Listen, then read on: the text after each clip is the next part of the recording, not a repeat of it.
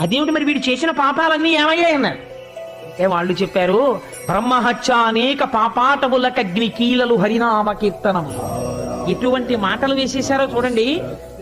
గురుతల్ప సర్పములకు గేకులు హరినామ కీర్తనము. అక్కడతో సరిపోలేదు. తపనీయ చౌర్య సంతమ సంబునకు సూర్య కిరణముల్ హరినామ కీర్తన. దాంతో పాటు మధుపాన కిల్బిష మదనాగ సమితికి కేసముల్ హరినామ కీర్తనములు. మామూలు పాపాల గురించి మీరెందుకు మాట్లాడతారయా? బ్రహ్మహత్య లాంటి మహాపాతకాలు ఉన్నాయి కొన్ని. అటువంటి మహాపాతకములు ఏ ఉన్నాయో అటువంటి మహాపాతకములనేటటువంటి అరణ్యములను పెంచుకున్నవాడు ఉన్నాడంటే ఎంత పాపం చేశాడో. అటువంటి వాడు హరినామ సంకీర్తనం చేస్తే ఇంత పెద్ద అరణ్యము ఒక్క కార్చిచ్చు నిప్పురవ్వ పుడితే కాలిపోయినట్టు కాలిపో. ఆ పాపములను చంపేసి ఈ హరినామ కీర్తన చేసినటువంటి వాడికి దొంగతనం మొదలైనటువంటి పాపములు కూడా నశించిపోతున్నాయి. అదేమిటి మరి వీడు చేసిన పాపాల